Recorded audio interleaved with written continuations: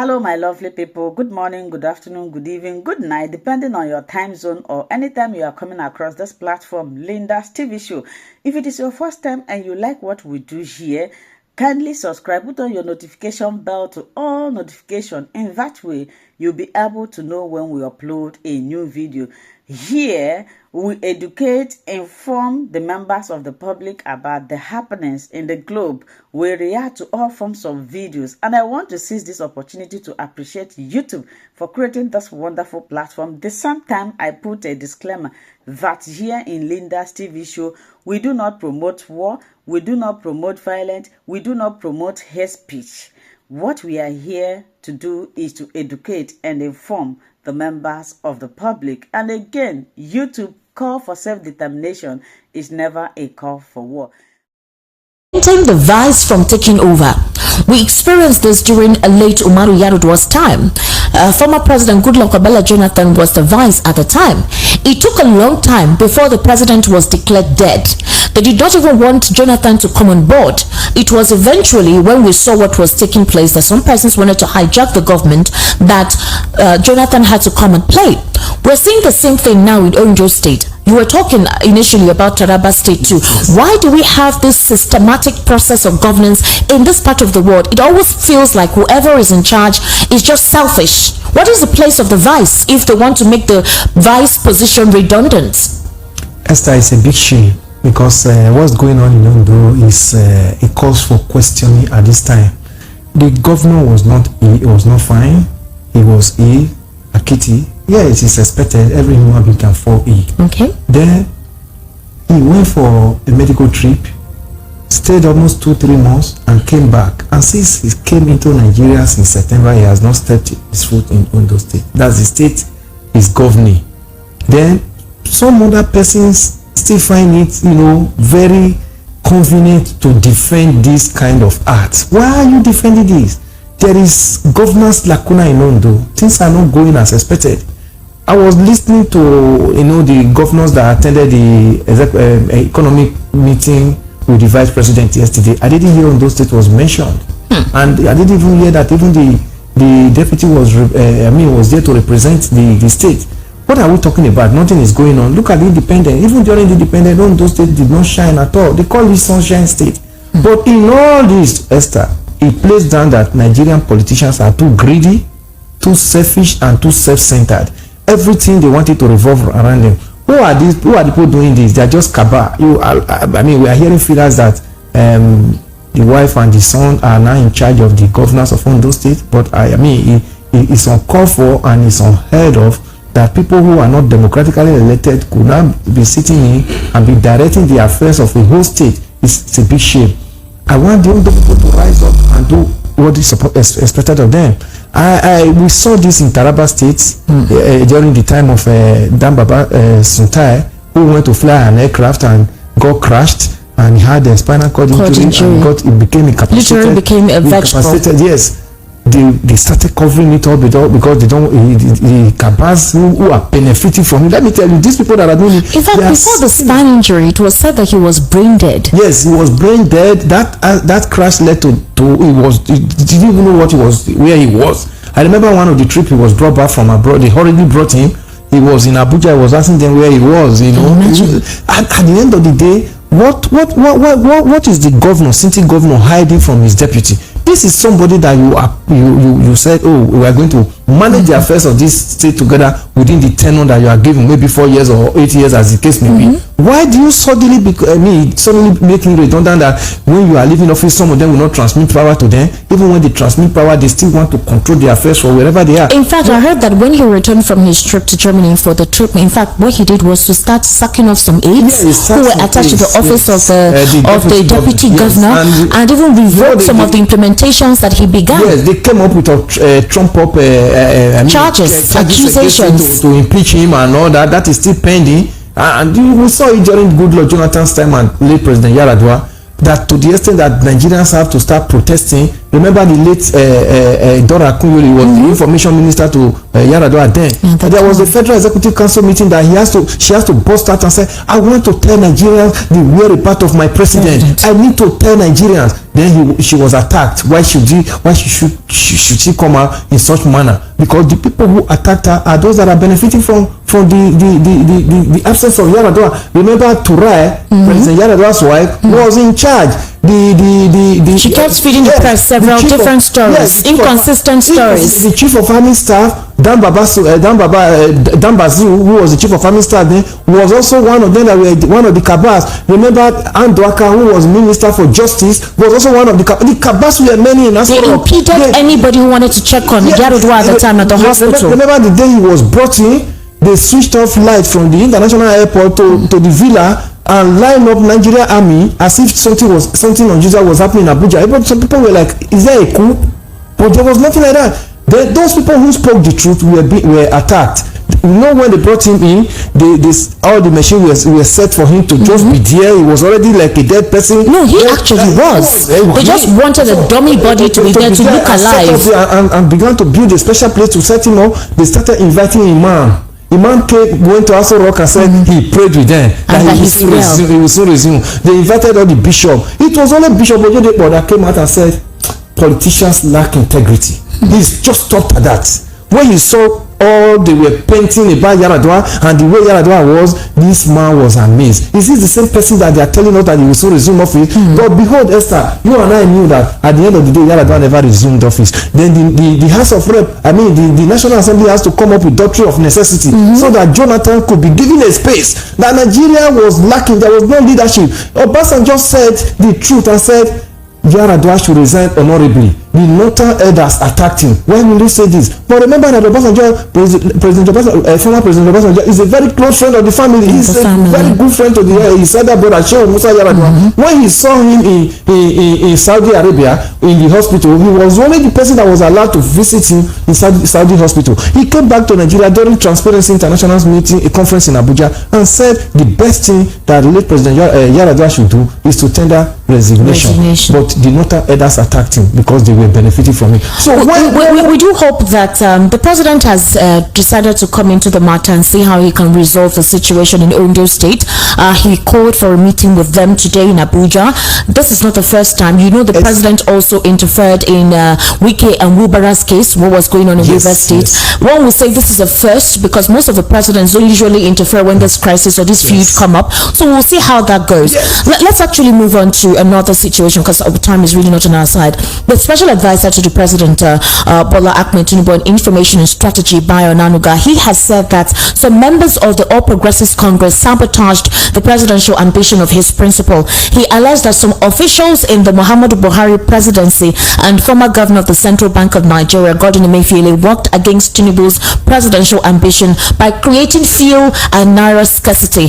Onanuga said the former APC national chairman, Abdullahi Adamu, and other party members attempted to scheme Tinubu out of the race by announcing former Senate President Ahmed Lawan as the party's presidential candidate. In fact, he said the plans were to give the presidential candidate of the PDP, Atiku Abubakar, the victory, attributing Tinubu's election to God's handwork. And I want to read out what he said as to how he attributed Tinubu's win to God's handwork. He said a lot of people did not understand what the man went through. Tinubu was a front runner in that campaign and he was under all manner of pressure. He didn't have the support of some people in his party. He said the party chairman nearly gave a so-called consensus ticket to Senator Ahmed Lawan. Then there were fuel scarcity and currency scarcity problems deliberately thrown on his path by the governing party. And I want to ask you, how is it that fuel scarcity and the naira scarcity was deliberately targeted towards Tinubu's campaign? Because we've been having fuel scarcity early since 2022. We had the adulterated petrol. We had several inconsistencies in the supply of petrol. The Russia-Ukraine war commenced, and they said that was the reason why we couldn't get petrol. Now, Bayo Onanuga is also alleging that Buhari was against President Tinubu and that the APC's national chairman was against Tinubu. But we saw the president when he voted, he was happy. He went on some campaigns to support President Bola Tinubu. So if the party did not support Tinubu, does that not tell you that possibly the supposed lack of luster or lack of support from some of the masses is kind of validated? I don't know if you understand where I'm coming from with this. Esther, let me come here. I think B0DY is even missing it. He was not even initially in Tinubu's camp. He was in the camp of the former vice president Osibajo. That was the person he actually wanted APC to give the ticket to. Now he came in after Osibajo lost that and he began to realign himself with Tinubu's camp. If Osibajo has gotten the ticket, will he have been saying what he's saying today? He would have said it. The Naira redesign policy was approved by the same government he was serving. He was serving under the government of Buhari and Osibajo as the vice president. They approved the redesigning of Naira at that time for MFLA, and that program kicked off. All the shenanigans that followed it and the failure that followed it, it is also designed by their government that they never did their homework so well. That was why that program failed. That was why that policy became a policy that subjected Nigerians to hardship and untold hardship. You know what I was talking about? We now started buying Naira in our own country, where because it was not available. It was a failure of that government, and he was serving in that government. I don't know why he is coming from the back door now. Now begin to start mentioning him. Probably because he has been able to realign himself with Tinubu's government, and he wants Nigerians to forget where he's coming from. He was not part of Tinubu's campaign from the Abinishio when many people did, when many of them came up with the idea that they want to contest. Lawal was also there. We know Lawal was one of them. We also know that even so many Nigerians were rooting for the former vice president. How many Nigerians actually supported Tinubu at the beginning of his declaration that he wants to succeed President Buhari? Many Nigerians were not in support of him, but he fought his way through. Now, you can imagine this is what we are talking about. So there were cracks already from the top echelons of the party against Tinubu being the party's flag bearer. Exactly. Now he's saying that Buhari and Emefiele probably came up with that redesign of Naira, to bring down Tinubu's ambition. He was also part of those that were part of the government that signed that redesign of Naira. So he has nothing to tell. So is it fair to say that the vengeance on Emefiele is basically because of that? Esther, because there are a lot of people that by now should be investigated. For example, INEC's Mahmoud Yakub, who failed on his promise on the conduct of the elections. Even Melek Yari, who is still sitting as NNPC chair, former Minister of Aviation, Hadi Sirika. He mentioned fuel scarcity. Why has Melek Yari not been thrown out? I mean, we are seeing that Emefiele will be granted bail by the court today before he goes out of the door. You see, DSS is already DSS and EFCC are already struggling him and taking him to his camp. What is his offense? He has just been granted bail 3 days ago, now 300 million and whatever. Yesterday we were hearing that even DSS are at the gate of Kuje prison, that if they are able to meet the bail conditions of 300 million and whatever, and that they'll pick him up again. The lawyer was on the screen yesterday and was saying he's even going to advise the family that they should not even bother running around to meet the conditions, because there's already an ambush. There's already an ambush from DSS to pick him up again. So I mean, why you saw the scene now only on Emefiele when Melek Yari is still dancing around this same government, celebrating? Exactly. He was not part of it. We saw what the fuel crisis is. You remember the resident electoral commissioner for Adamawa State? Apparently he failed to appear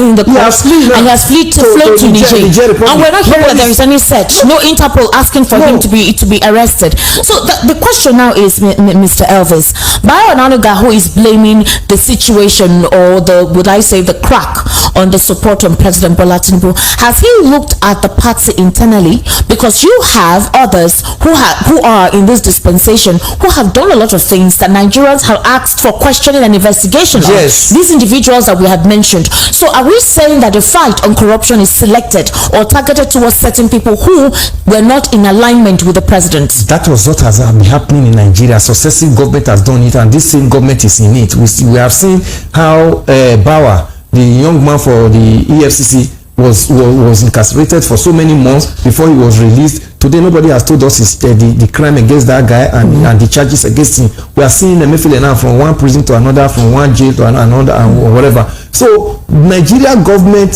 set up these anti-corruption agencies, to silence those people whom they feel that they are not doing their own bidding. What of Bayo Onanuga himself? Was he part of the APC from the onset? He was not part of Tinubu's camp. He was serving under the vice president. He was one of the special advisor to the vice president. So he was supporting the vice president Osibajo. That's former vice president during that primaries era. It was because Osibajo lost that he now find a way to realign himself with Tinubu's camp, and now he's dishing out names of those that never supported Tinubu. He was not part of those that supported Tinubu ab initio. So what does it say for a political arena? Because at this moment, if there is no objectivity in who they fight, if there is no possibly local standard on how to go about the process, then that means that any individual or any group who seems to be against this administration, questioning how things are done with this administration, could be arrested, reprimanded, or will not be given the fair hand. We are going to see more of that even before 2027 elections, because it has just started now. The ones that are still being picked up now are the ones that the Fed worked with Buhari's administration to sabotage the effort of the president coming in there. But we are going to see some of those that are still going to be picked up, whom they will say, oh, they are not working in tandem with the government. What they call their own agenda now. They have the name they gave to their own agenda, so that these people are trying to pull down the wheel of government. They are still going to pick up those ones up before 2027. We are going to see more of all these things. Meanwhile, the president went to Germany. In the process there, while he was there, he mentioned that his name ought to be in the Guinness World Book of Records because of the kind of economic atmosphere he created in Lagos while he was the governor of Lagos State. In fact, he said that he created 37 LCDAs and he was not getting any fund from the federal government at the time, which was headed by former President Olusegun Obasanjo, and he had to look or devise means through which those LCDAs could generate funds. So in other words, he was creative with how he was able to channel funds. Well, apparently investors are shunning Tinubu's reforms, and Nigeria is recording a flat third quarter growth as all sector contractors slows. Now he has been traveling. For example, he has gone to Germany. Before Germany, he has gone to Saudi Arabia. Exactly. He has tried to meet a lot of these international counterparts to see how he can encourage investment from coming, but they are shunning his economic policies. Why do you think that is so? Esther, in fact, this Germany trip, I was so ashamed when I saw my president, dishing out his CV before the international community. Esther, you and I know that even when you are applying for ordinary visa to any of their countries abroad, before you know, they already know your dossiers. They have it. The day you are called for interview, before you introduce yourself, they are seeing everything about you on the screen. So I was seeing my president, giving out his CV. He was with Mobo. He was head of treasury.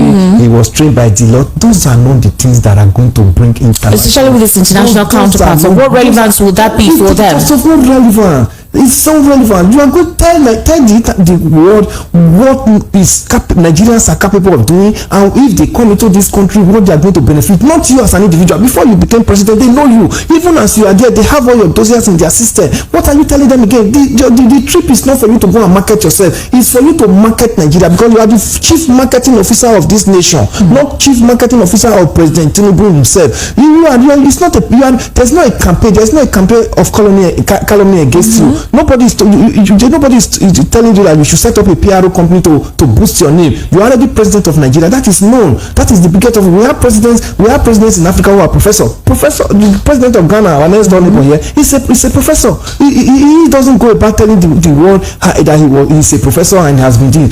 So we were expecting him to tell the world that if you come into Nigeria to invest, these are the gains that his government has prepared. The reform he said he has dished out since May 29 that he came into power. You, Esther, you are in Nigeria. You know now that Nigerians are not even prepared to celebrate Christmas because Nigeria is biting on us. If the international community they hear news that is coming out of this nation, Nigerians cannot feed, Nigerians cannot go to work, Nigeria can, because of transport fare and all that. So what are you celebrating that your reform that within this period you stayed in office? I mean, you deserve to be given a Guinness Book of World Record awards. I mean, when your people in your country are lamenting there's almost Nigerians cannot feed any longer. What are you celebrating there? So I was so ashamed to see that he was really not his CV before an international community for such an opportunity that he has to have market this nation and market what the international investors will benefit from his government and the agenda he has to entrench it. Now, Mr. Elvis, there is an immense lobbying over who replaces Festus Okoye as National Commissioner from the Southeast Zone at the Independent National Electoral Commission. Sources are saying powerful interest blocks are putting pressure on President Bola Tinubu to reappoint Festus Okoye. Now, we do know that the 5-year tenure of Okoye recently elapsed, but Filas say the former INEC commissioner in charge of greater education is interested in returning to the commission and has already commenced lobbying. Some civil society organizations are uncomfortable with Okoye returning, citing what they described as his poor handling of INEC's communication during the last general election, which gave room for lots of misinformation on activities of the electoral umpire. And other observers complained about the poor voter education during the last general election, and many CSOs say Okoye, being head of voter education, should take the blame. Now the question is, like I was asking you the other time, a couple of civil society organizations believe that the president is putting persons in place to gear him up or work for his 2027 ambition. Is it possible? And is there a possibility that this lobbying would work in favor of Festus Okoye? Esther, let me tell you, the day politicians win election, the day they announce that they are the winner of that election, that day they begin to plan for the next election. The one you've already put it behind. Everything you are going to see between now and 2027, or every reformation, every changes of office or of these officials, they are going to do it in such a way that it will do their bidding in the next election. First of all, he did well for them. So if they so believe that he serves he served their interest so well, he will be returned. There's even no lobby, because most of the things we saw in INEC, Festus Okoye was in all the national television selling the beavers and IRF to us. But did you see them play out during the 2023 general election? So if they so feel that he did our bidding well, gave us a different story, and they executed a different story during the election, he will be brought in. But I want to tell you that there are many interests. Political interest is going to come in now, because the party itself will say no, we want our own person to be there. So if they feel he is not close to the system enough, they are going to change him. This is not by qualification any longer, but partisanship will come into it. Wow, that's interesting, Mr. Obviously, my wonderful people, as we have finished watching this interesting video, please, I want to see your comment, your contribution, your opinion in the comment section. Like I said earlier, let us do it constructively. Tell me what you think about this video that you have just watched, and also about the platform. If you haven't subscribed, what are you waiting for? Please remember to subscribe, put on your notification bell, share this video, and remain blessed.